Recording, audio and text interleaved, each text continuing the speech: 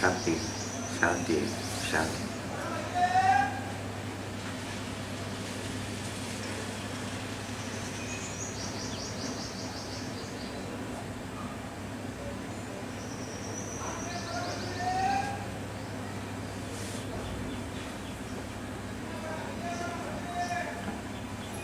Welcome, welcome.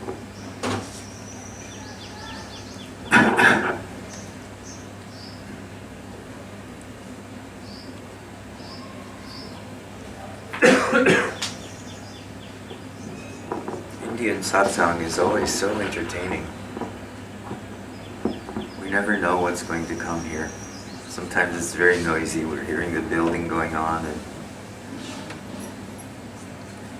the children playing downstairs and the monkeys on the roof. And this is very different from satsang in America, which tends to be very quiet. And both are enjoyable.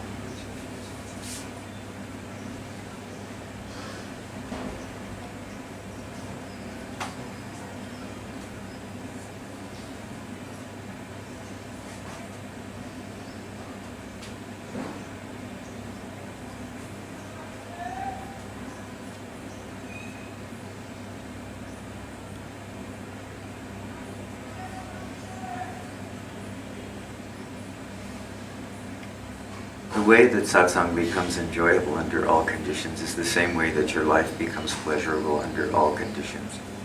It's said that we are already free. Some of you know this.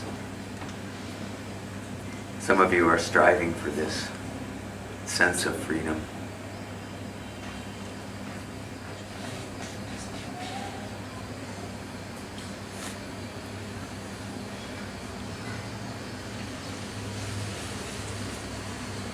This inherent sense of freedom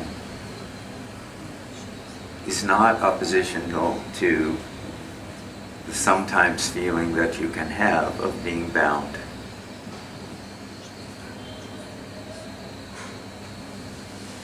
Both freedom and being bound are concepts in the mind which serve to mask the ordinary freedom of your being here now. If you let go of the concept of both freedom and being bound, what you can notice is you are simply here.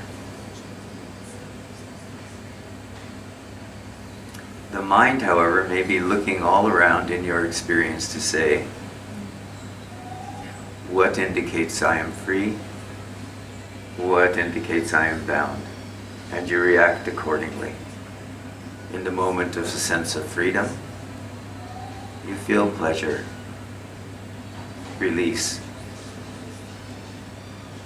In a moment of feeling bound, you feel agitated and restless.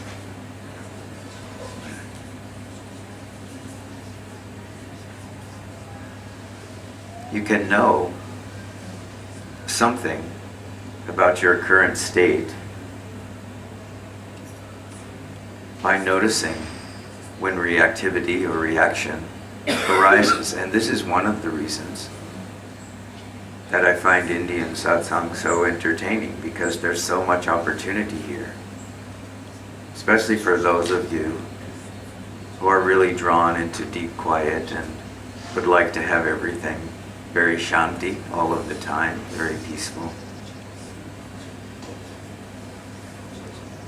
So that when something which comes disturbing to the mind or the emotions or the experience happens, whether it be monkeys or loudspeakers or something in your own memory or mind, there is an immediate reaction that happens. And so one of the definitions of freedom, one of the ways in which you can tell that you're making progress, if progress is what you're looking for, in the path of inquiry, is that you can notice throughout your day, every day, what triggers reactivity,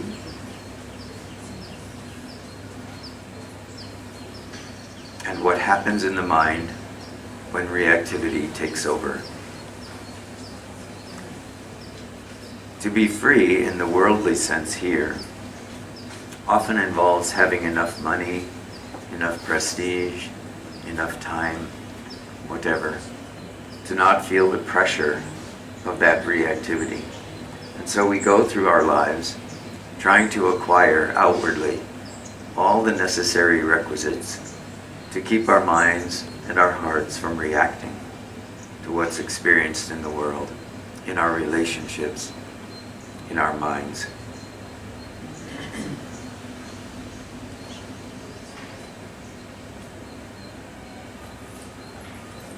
And we can also know something about the state of our inherent freedom, how close we are to knowing ourselves as awareness or consciousness itself, by just simply noticing how much throughout the day we react to our experiences in body, mind, or world. There's not really anything we need to do, right? Because once the reaction has happened, this has been triggered by some dharma, some karma, some prarabdha karma, whatever you'd like to call it. This is happening very quickly, as you've noticed probably. You don't have an opportunity to swerve away from your reactivity for some time. But you can notice once the reactivity is there, whether you notice it 1 second into it or you don't notice it for 2 days into it, you still can notice that some reaction, some reactivity has been set off in the body or the mind in relation to something that's happening in the mind, in memory, in your relationship, in your work, or whatever.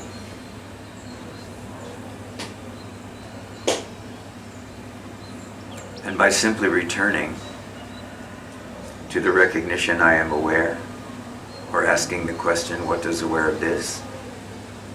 Or who is this I which feels this reactivity?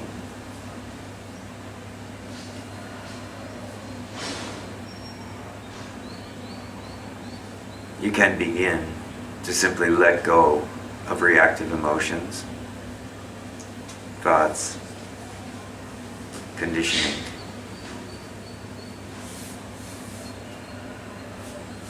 Not by pushing it away, but noticing directly, there has been some reaction in the mind, some reaction to the world.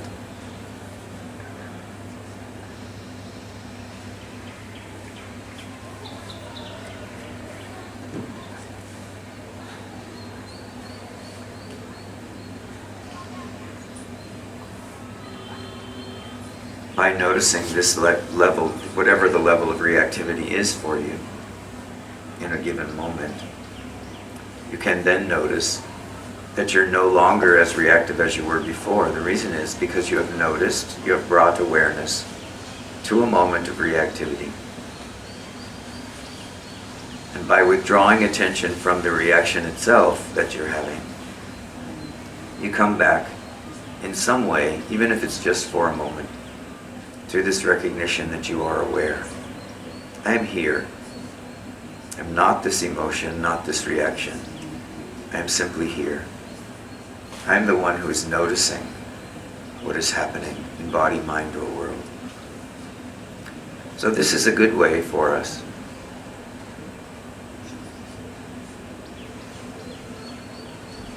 to have some reckoning, if you will, about the level of freedom that we are experiencing.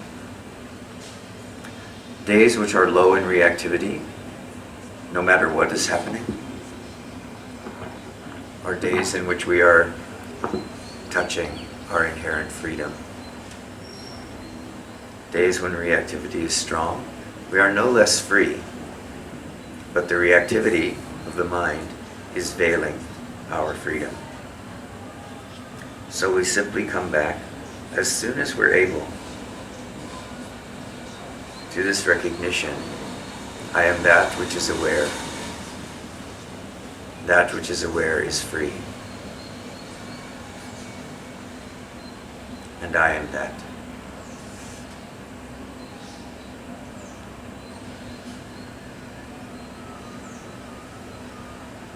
This removes the tendency to resist whatever is present in the mind, body, or world at a given moment. Reactivity is an indicator of resistance to what is here now. Remove the resistance, your reactivity begins to diminish. What is here now is simply what is here now. And your inherent freedom starts to become more obvious. So do this over and over.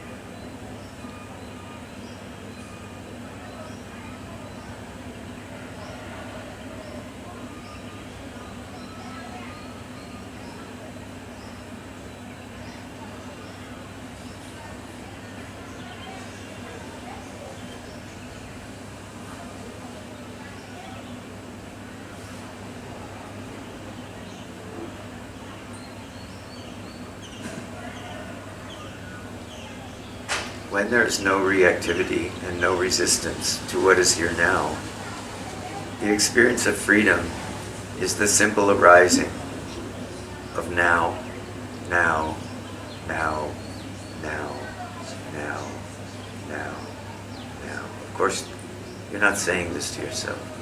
But the experience itself is one of simple being as consciousness. And the consequence is bliss.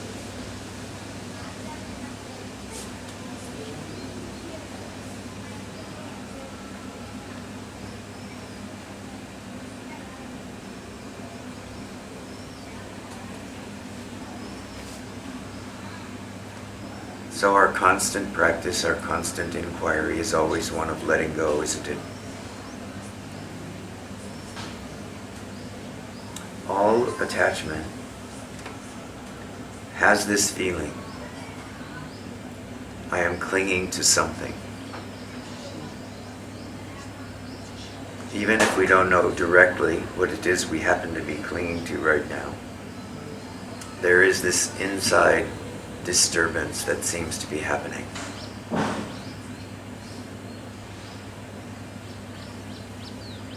This is a good indicator that what we need to do is let go.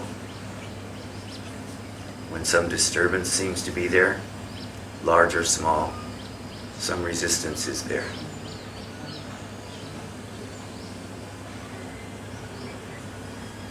So we let go. Recognizing that which is aware is here now.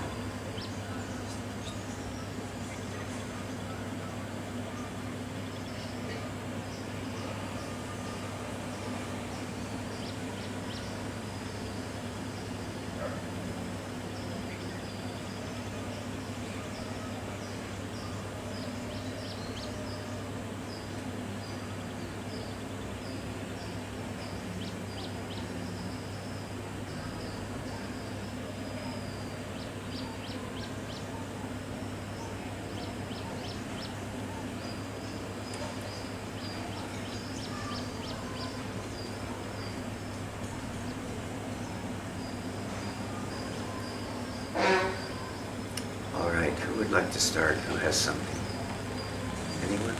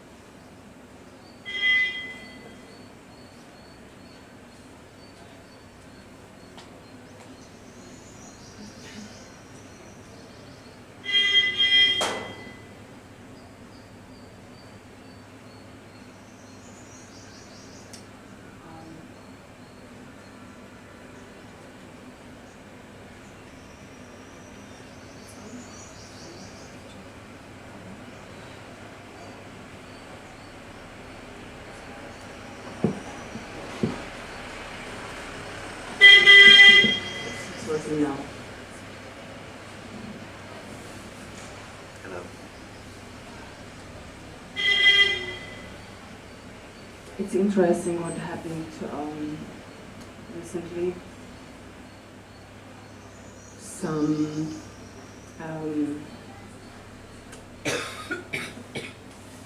Some emotional injury has happened here, and pain is here, and probably it is some pain which is very old. That situation has triggered very old pain, and it seems that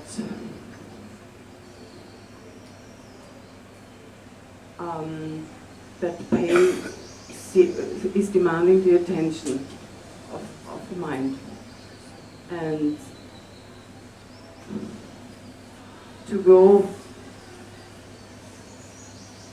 I mean, it seems that there is a seeming appearingly, it seems as if there would be a choice to stay as that awareness and to just watch it, or to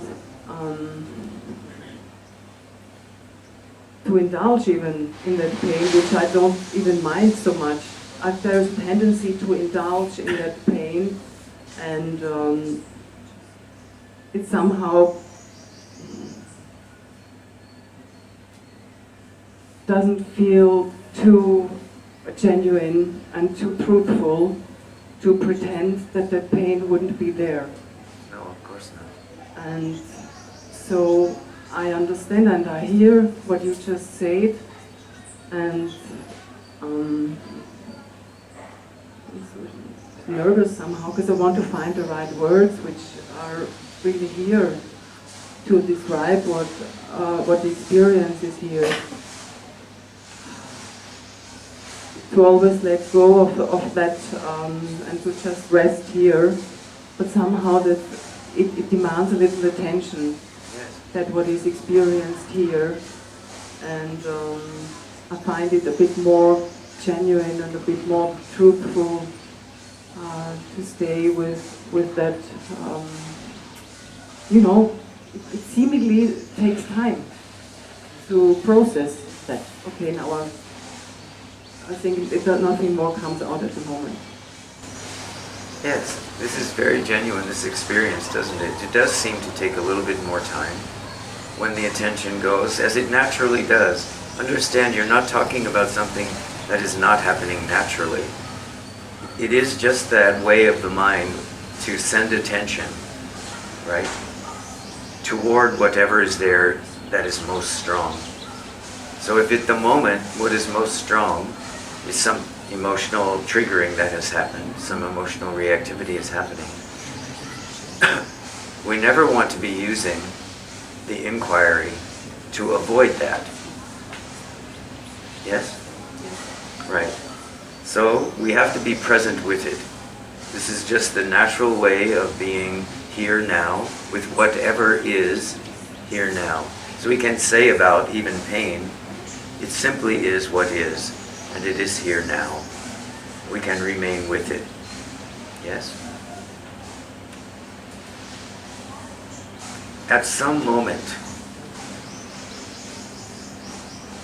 as this memory, as this triggering, as this reactivity begins to diminish in intensity a little bit, it will naturally also come, because you are a sadak, because you are a person who is engaged in spiritual process, not just the process of trying to understand what is this pain, but also understand who am I in relation to this pain and in relation to all phenomenon.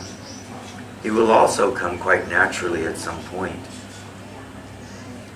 This recognition that something, in addition to knowing that this pain is here, it's difficult, and so on, something is also unmoved by that whole activity.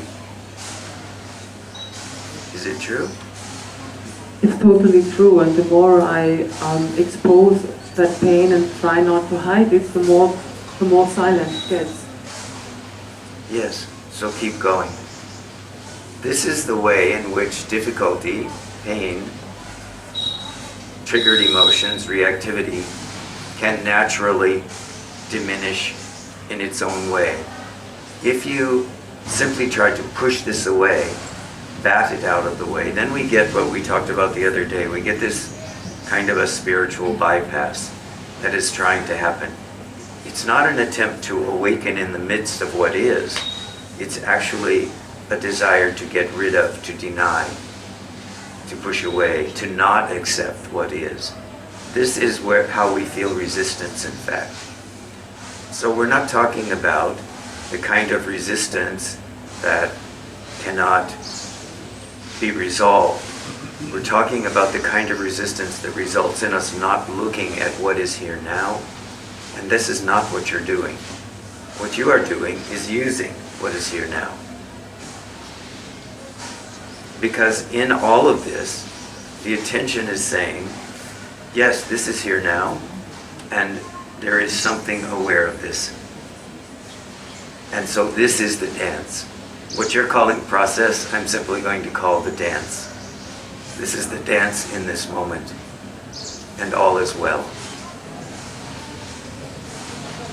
So we're neither pushing it away, but at the same time, we're also seeing that there is something which is aware of it, and this is also who we are. And over time, it becomes clearer and clearer that the one who is aware does not need to distinguish between whether something appears positive or negative. There is just this recognition that it is.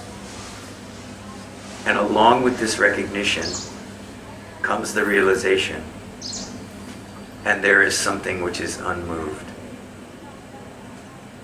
At this moment, we realize that all of our reactivity, our conditioning, our pain, our discomfort, our memories, and so on, each time something different occurs, this is like a bell of mindfulness. So at some point in the process of being present with whatever is here, we see that it makes no difference whether in awareness there is something pleasant or there is something which we feel like we are grappling with, or we are resisting, or we are struggling with, or we are, as you said, we are processing it in some way. Everything becomes the opportunity to see not only is this phenomenon here, and not only is this feeling here, and not only is this pain sitting on my chest, but there is also a very deep recognition. I am that which is aware, and that which is aware is unmoved by this. Now, everything, a machine operating over here, the pain sitting on my heart, the thoughts in the mind, everything is pointing back to this recognition. I am that which is aware. And over time, this cuts through all of the pain and all of the suffering. So we just keep going. Because if you have this recognition that you're having now, that you are feeling at this moment, this pressure on the heart, but at the same time, there is something which is untouched by this, then all that can be said is keep going. You have the tool.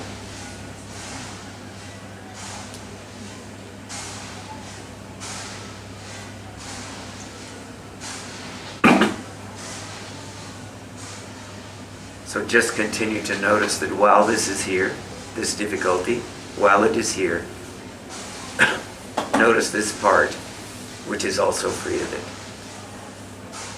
These things can happen back and forth simultaneously almost.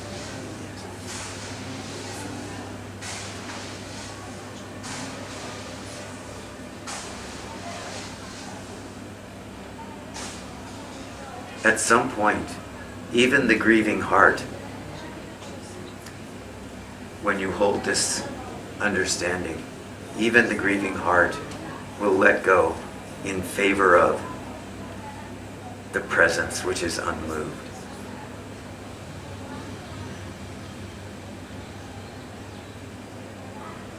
But in the meantime, you be here with what is here.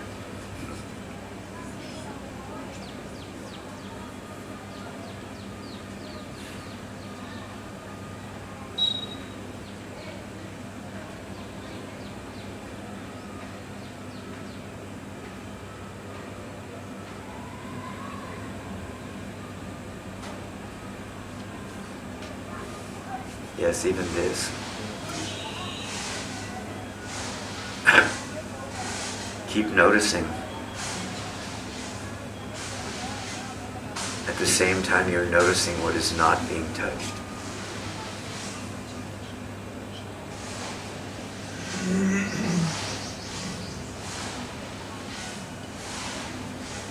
This is the way to come back to the natural joy, which seems to be missing now.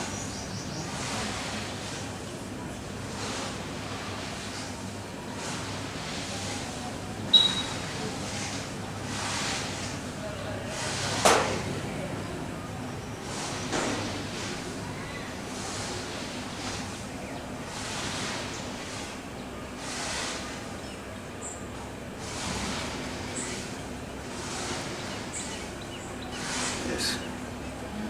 Breathe into the heart, open the heart to all of it.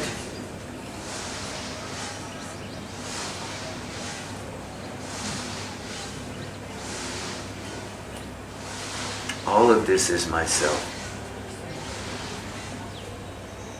There is nothing.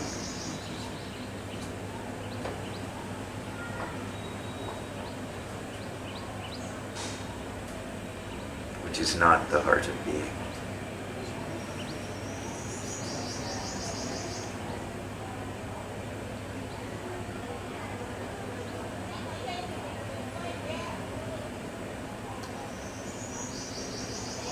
Very good.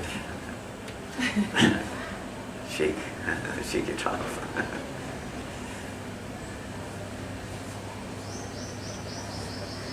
It's received here.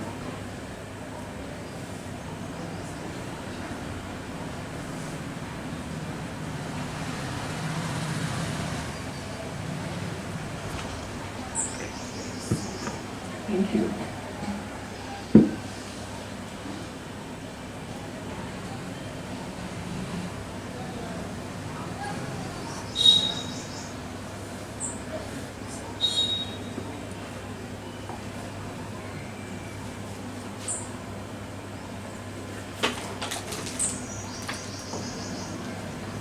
This might be some very similar question. It's about practicing self-awareness. And my experience is that sometimes it goes easy, and sometimes it seems to be impossible to just keep it. And my question is about those times when it's very hard. Maybe, I think I have the experience that if I practice much for a while, after a while I don't seem to be able to practice more, and as if I need some break to just talk or go somewhere or read or do whatever, just forget to lose it. And in this time when I try to make it, it's just my body gets tense. Yes. I have tension in my shoulder, my head. Correct. Yes. And then don't know what to do in these times. Yes.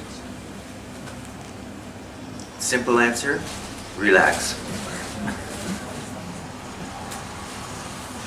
What you are describing, is this present here now? To some degree? Yes. Yes. So, tell me then, what is it that you are calling the practice of self-awareness? That I know that I am. If you know that you are, how do you know that? I don't think I can describe. Okay, very good. Just am. Okay, very good. You cannot, right? So where you're getting caught is that there is some looking at what is the condition of the body-mind and then making some judgment about whether you are self-aware or not.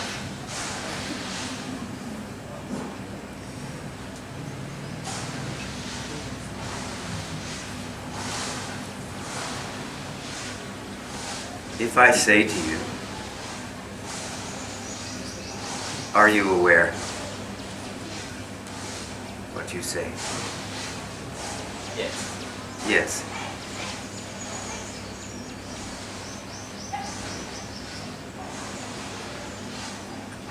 If I ask you, what does that look like? What do you say?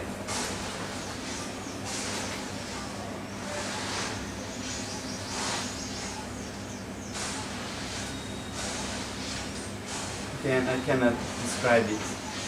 You simply know I am aware. Yes. Yes. Then why are you making so much effort to be self-aware?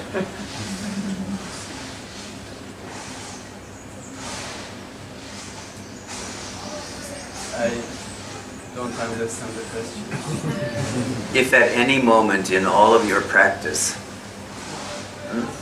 which eventually is leading you to just be tightened up and stressed, and need to release by going somewhere and doing something and having a nice meal,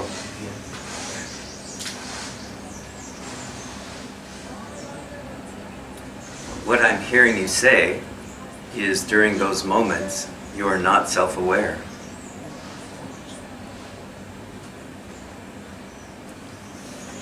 Are you aware?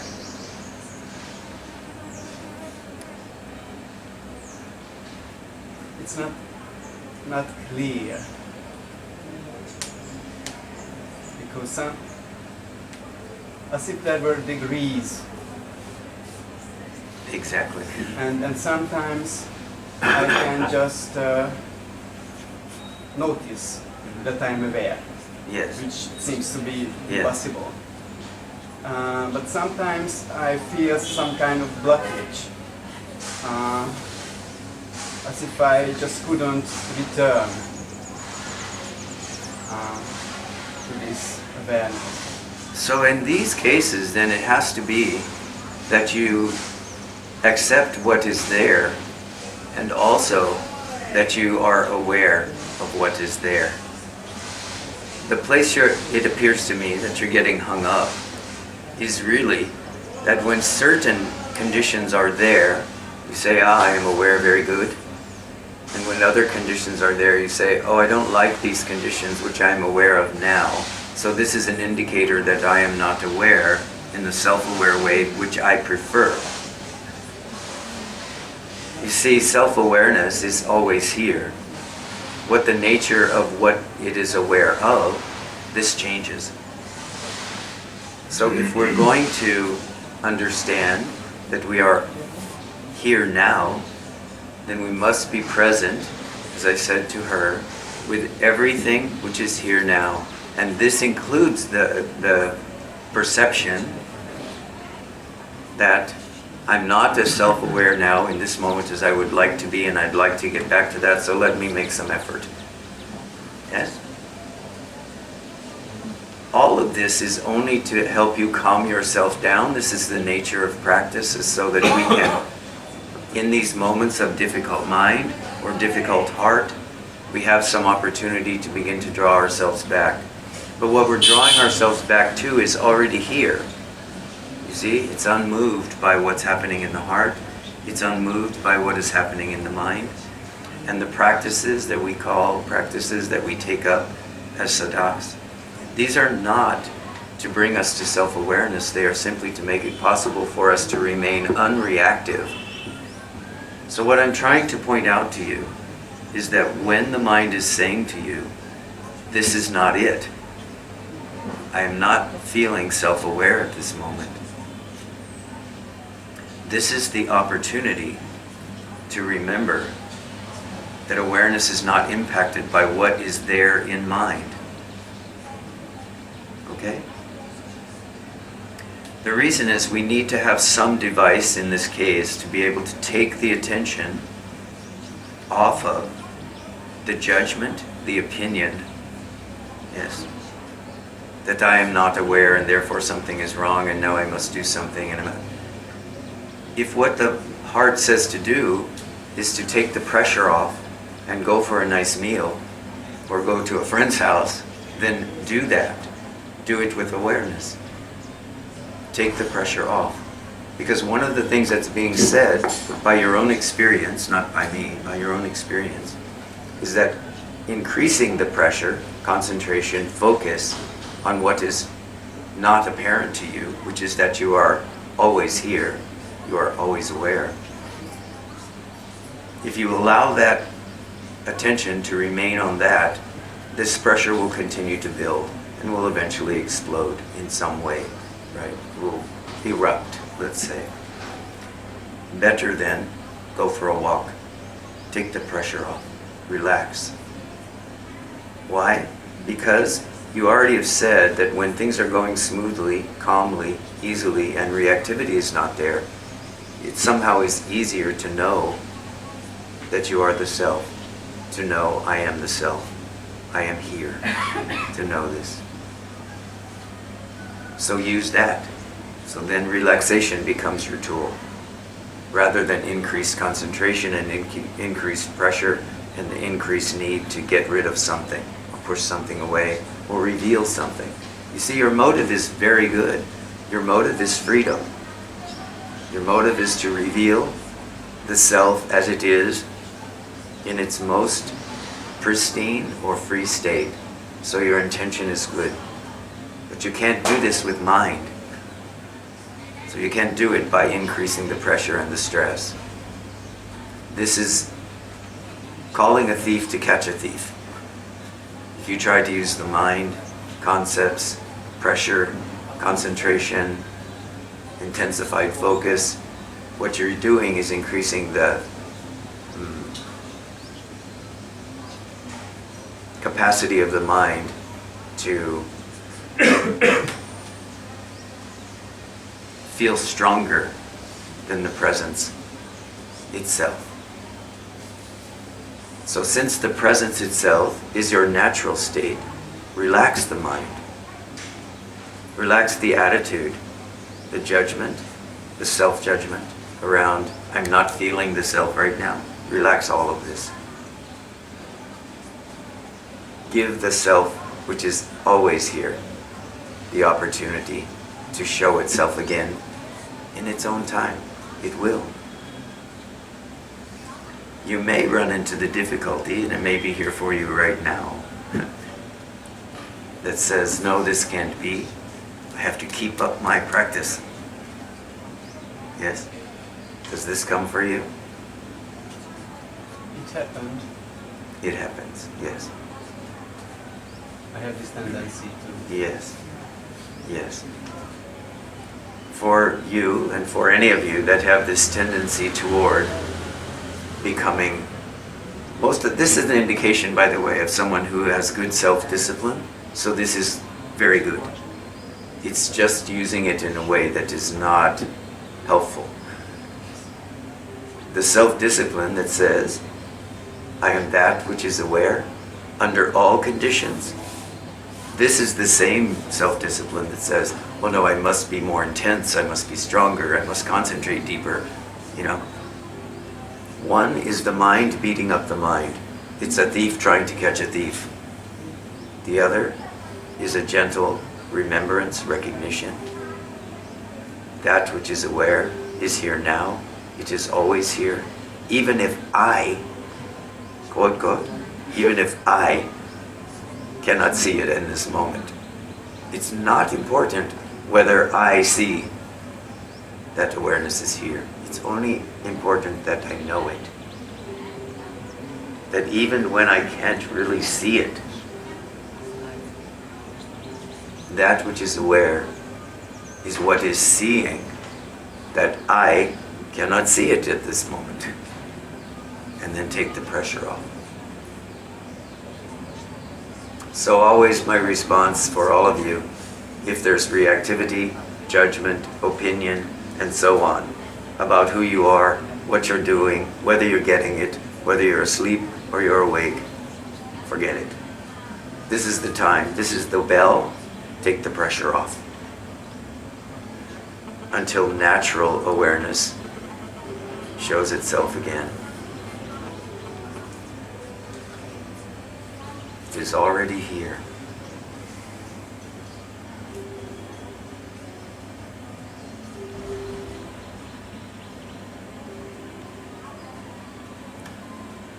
Some of you know this, you've heard me say it before.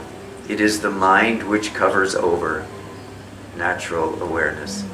So if you are feeling, as he is feeling, or was feeling, that somehow self-awareness has disappeared, another way to relax is just to remind yourself that you are looking at mind. You are looking at the story of mind. Now you don't need to do anything with it. It is just there. This is the story. Okay, at this moment, relax. Everything that rises in mind has a beginning, a middle, and end. So you know it is impermanent. So the way you take the pressure off is you say, this is mind. Okay, very good. I am aware. This is mind. I take the pressure off. What is your story? What story? Your story. Everybody has a story. Nobody has a story.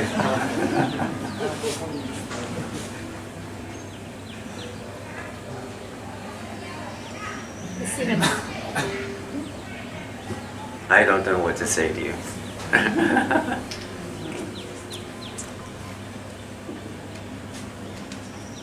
Sometimes in some moments, a story wants to be picked up. In other moments, a story does not want to be picked up. And this is one of the moments when a story does not want to be picked up. It's okay?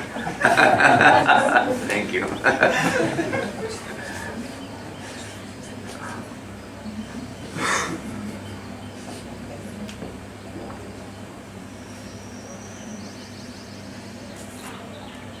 The story I currently have is that I'm here, and I'm enjoying very much being here with you. And this is the story.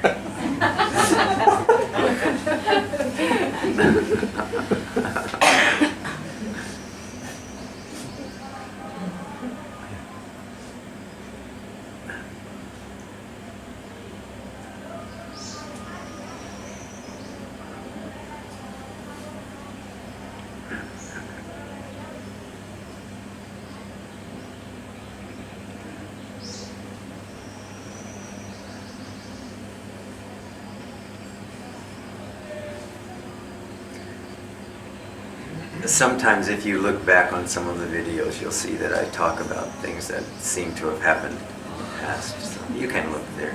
You can save the effort.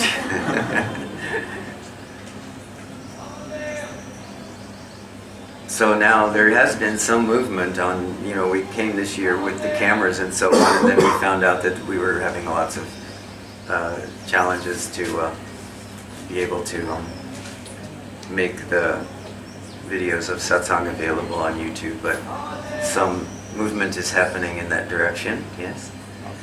Yes. So now things are beginning to show up from the last week or so. For those of you who were asking, someone asked the question the other day, how can I see this again? Because there was something I wanted to listen to again, so this is why they're there.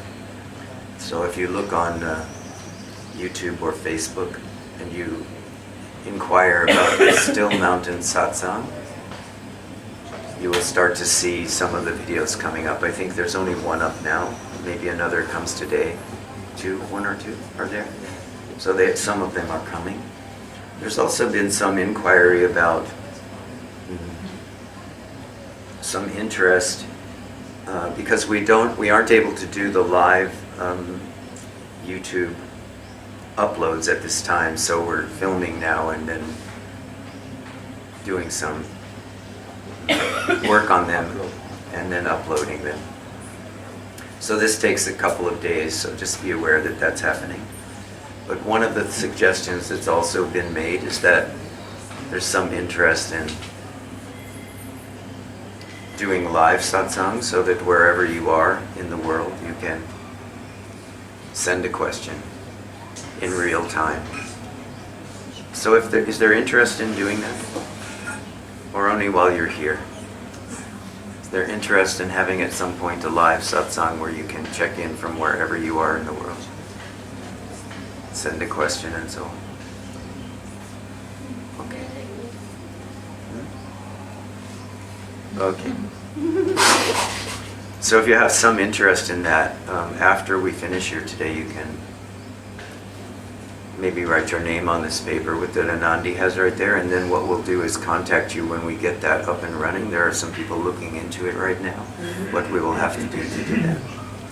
So if you're interested in that in the future, before you leave Tiruvannamalai, you can give your contact information to Anandi, and then we'll.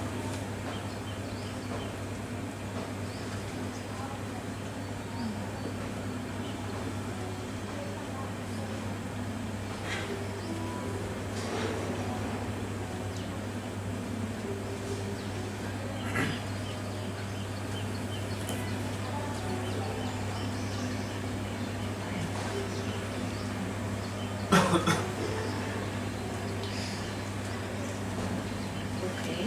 So. Yes, a little closer maybe. Okay. Okay, very good.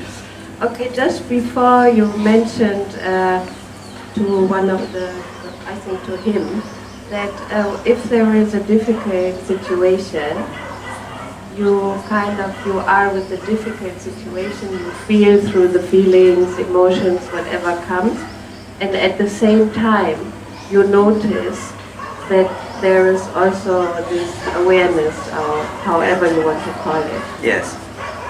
Something which is unmoved by whatever the disturbance seems to be. Right. Yes, and then this made me think too much. Good. Because for you then, don't. can I notice awareness? It's more, for me, it feels more like awareness notices me. Yes, you cannot notice awareness. That's absolutely right. This is truth. Yes. You can only be aware. Yes. Yes. And not me, I cannot be aware. No. Awareness can see me. Yes. It's not my thing. But this awareness, which is also aware of me, is also not different from you. Yes, it feels different. It feels different. Yes, but this can be seen as well. No? Correct. Yes. Yeah. Yes. Everything you say is true. Okay. Good. Thank you.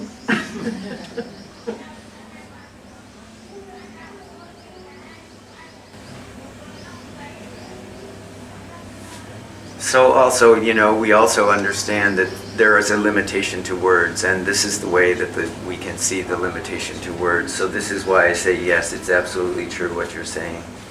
Because we're speaking about that which cannot be spoken about. So inherent in this is this difficulty, this possibility of misunderstanding or something. So it's very good, thank you, when we clarify these kinds of things. Because we're actually trying to put words to something which cannot be spoken about. We experience it as the moments of presence when we are here all together and when we are just relaxed and open in our daily lives. But somehow in satsang it has become our habit to try to express these things and to speak about it, and this has been the activity of sages for millennium. And this is so that all of us, when we are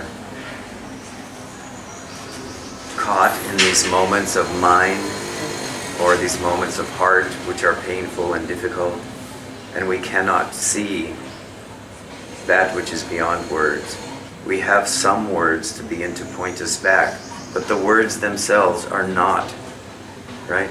It's often said the words are simply the finger which is pointing at the moon. Look at the moon, not the finger. Yes. So the words are the finger. So if there's any confusion for you at any time about any of the words, listen deeply, as you have done, to your own understanding, which says, something is aware, but I cannot name that. That which is aware of the one that's trying to name it. Yes, this is so true. And if the mind doesn't say this to you, if it doesn't come to your own heart, if the words don't come in this way, then you can ask. We try to clarify it. That's what we are doing here. Attempting to point through the lack of clarity to the moon, which is shining ever as self-radiance.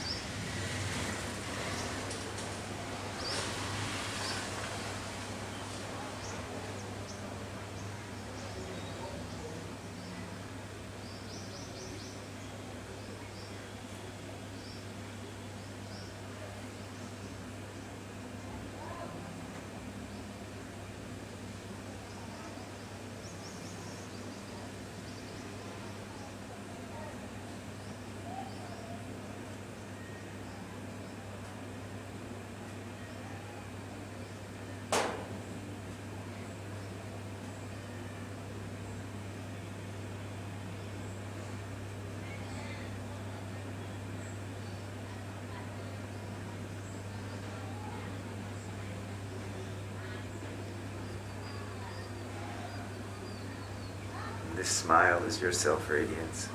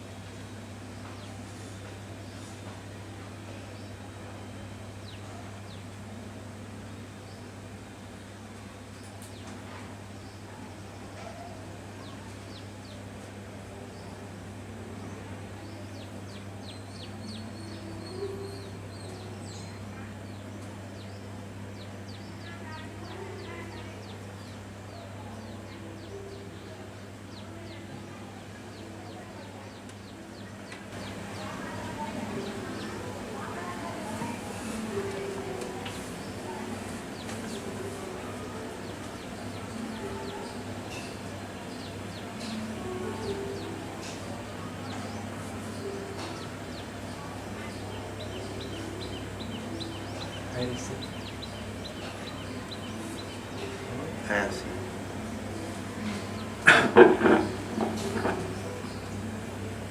Well, there is so much presence, and also there is so much doubt at the same time.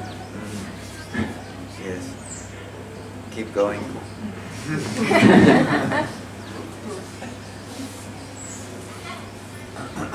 You see, it is this presence which is noticing the doubt.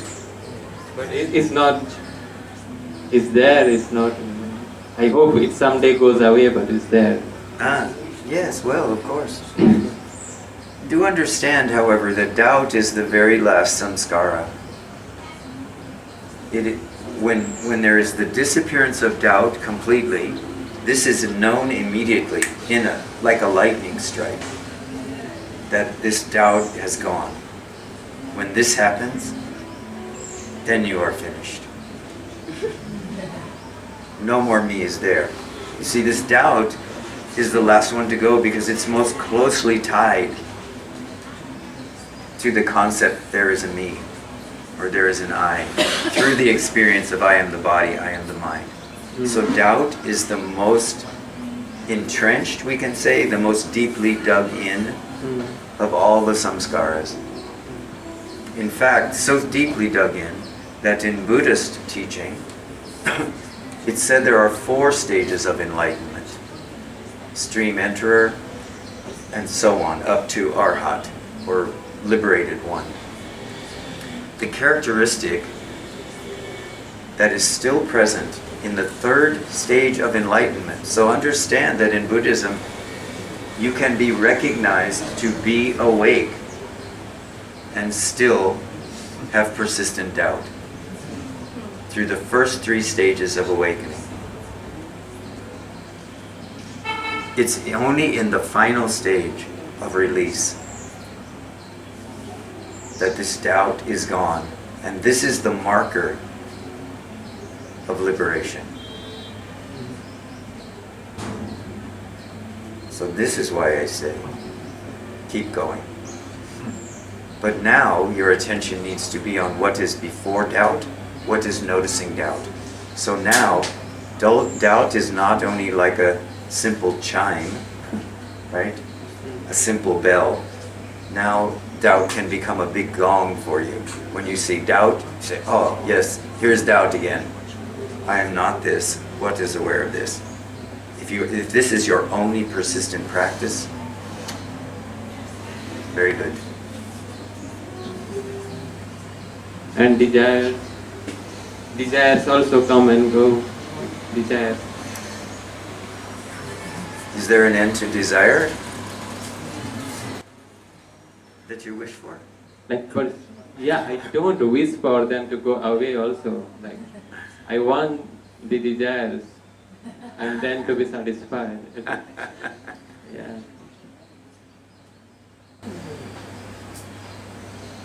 Yeah, but are they necessary evil? Like, whether they should stay or go, is there a recommendation about that? If they are there, what you can only say about them is if they are there, they are necessary. Necessary? Yes, but are they the question becomes, are they necessarily there because your task is to fulfill them? Or are they there because your task is to see through them? Okay. To see what is behind them, to see what is not moved by them, to see what is free of them. Yeah. Yeah. So if I just see what is free of them, then whatever... I don't want you to actually go to so much effort of seeing what is free of them at that moment. I'd simply acknowledge that this desire is here. I am aware of it. That is enough. You see, if you don't resist, push away, have an opinion about or judge a desire that rises, it only has a limited amount of momentum, and then it falls, it goes away. So in a way, I'm saying do nothing about the desire, just notice it. Yeah. Because if you begin to push against, to resist, to say, should I fulfill it, should I not fulfill it, what do I do now? Now you are really feeding the food of attention into the desire. And at some point, you will probably be required to fulfill it. Yeah. But is that a bad thing to fulfill the desire? Say what? Is that a bad thing to fulfill the desire because they come again, or... You have to ask yourself the question, what is your intention in this incarnation or this life or this experience of having life? If you have any intention other than freedom, this question does not come up. Do I fulfill it or not? My interest is in freedom. Yeah, that's true. Like the primary interest is freedom. No, I'm not saying the primary interest. Primary interest gives us the possibility of secondary and third and fourth and fifth interest. I'm saying only the interest is one. The one and only. Freedom. And forget about it. Well, you may forget about the desire, you may not forget about the desire, but this desire is rising in the mind and the body complex, right? Yeah. It's not rising in the self, which is free. No. So, if your intention is for freedom, and this is your strongest, most persistent, then feed that the food of attention, rather than feeding desire the food of attention. Because I promise you that you can be in a very high state. You can be in the third stage of enlightenment with nothing left but doubt to be eradicated.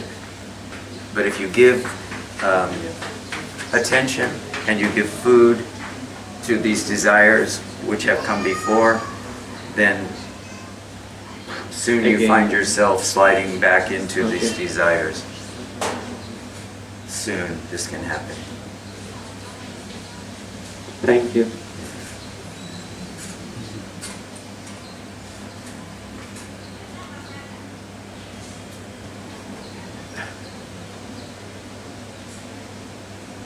So again, I'm also not saying that what you need to do is really fight and struggle when these desires come up. I'm saying you have to relax and do nothing.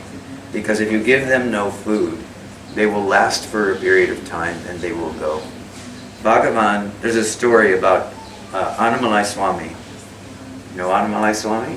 So Annamalai Swami came to Bhagavan and said, "Oh God, I am so troubled.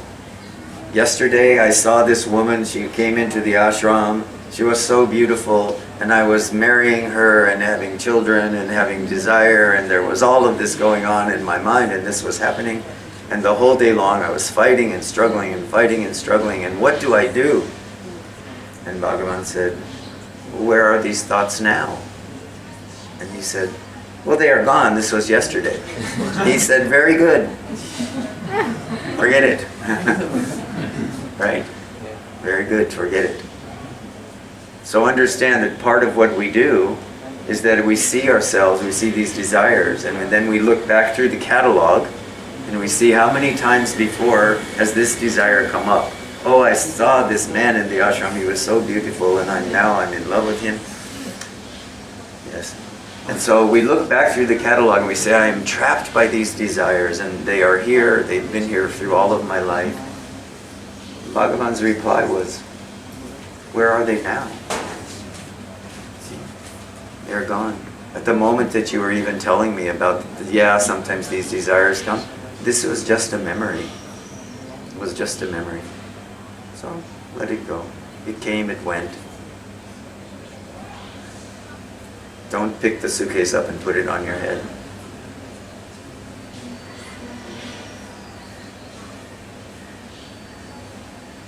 And I know this is difficult to do. We're laughing about it a little bit, but I know that for us it can be difficult to do this. This is why I say a lot, you know. So understand that one of the primary tools that we employ in this inquiry is persistence. So that every time something like this comes up, we just realize that the task is to relax, surrender it, let it have the time that it has, and be willing to let it go. And the letting go of it is what I'm saying when I say, don't go back through the catalog and see how many times in the past you've had this desire. You've never had this desire before in this way.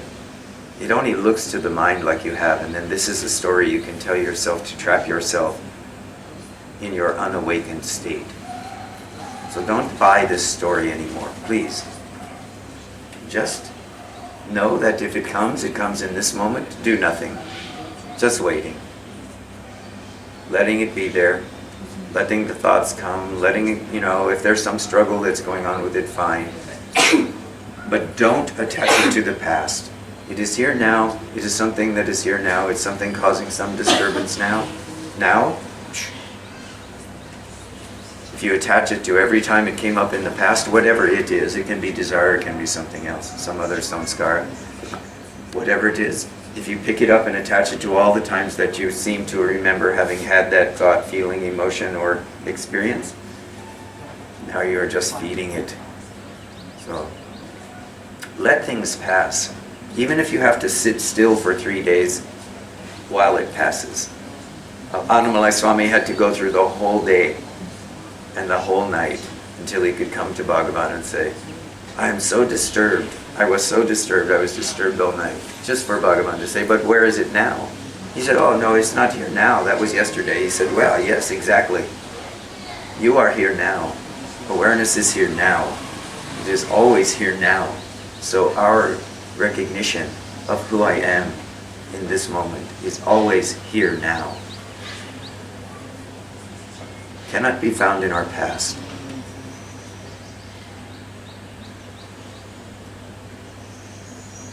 In this moment you are awake. This is enough.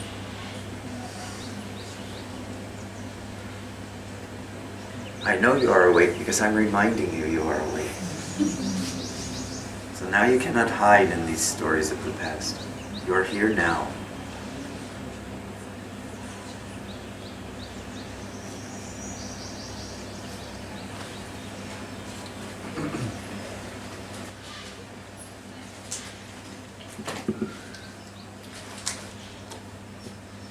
For my mind, For my mind, please. seems a little bit contradiction, but maybe, yeah, I know it's not, but No, very good. for him, he had needs, and you said if you have need to relax, just go and relax, because it's the moment to relax.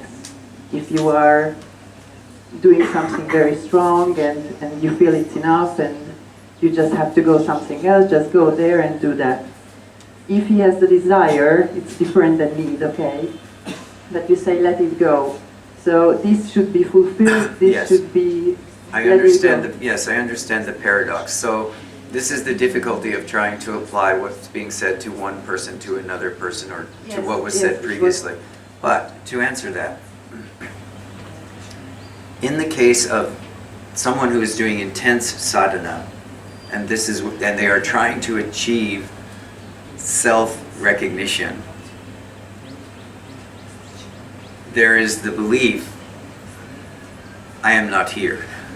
I must do something to be here. So this is the instruction at that moment to relax. Okay, it's right. This is different, and to go maybe and have a tea, you know, or to go have a nice meal somewhere, and just take the pressure off of this efforting. This is different because this is a spontaneous arising in the mind, right? He's not making an effort, right? But he can, if he wants, he can begin to take up all that activity around, I have to get rid of this, I need to stop this, I need to do the right breath, I need to sit in the right position, I need to do some yoga, I have to do the inquiry. He can get in that position. I'm encouraging him not to. I'm simply saying, don't pick any of this story up. Here, you drop any kind of story about the desire that's arising and you simply be here with it now. Here, there's a great deal of efforting going on to achieve something, to meet the goal. And I'm saying, but you are already the goal, so relax. Does this seem clearer? Okay.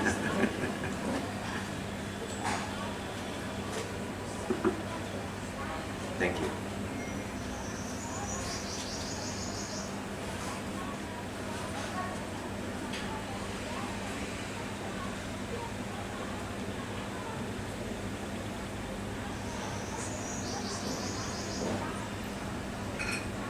You know, even in satsang, it's important that you really remain as open and empty as possible, so that only those instructions which are suitable to whatever it is that your experience is right now have the opportunity to go directly into the heart, and those instructions which are not appropriate for you at that moment are just allowed to just fall away. You do this by remaining open and keeping this mind that wants to judge and compare and so forth. This was a wonderful question, and so this is very appropriate. I love this. But within your own being here now, know that everything that gets said in a moment of questioning or inquiry does not necessarily pertain to you or your place or your practice at that moment. Sometimes it seems like everything that gets said that day was just meant for you. Other days you come and you say, oh, I didn't understand any of that, it didn't apply, it didn't fit me. This is how it is. Experience is always changing, shifting, moving. What doesn't move?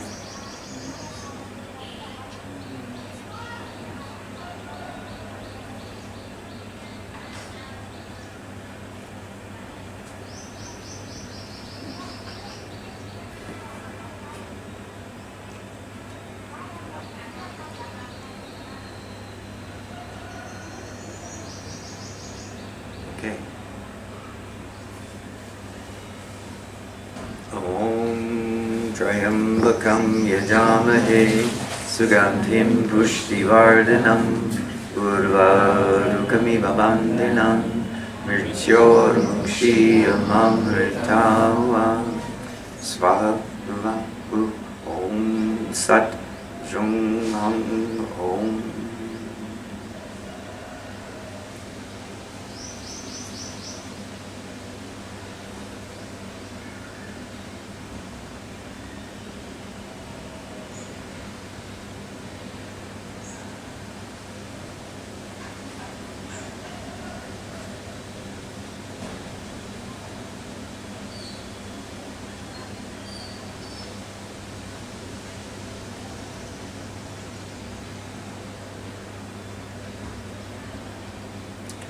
Namaste, namaste, namaste, namaste, namaste.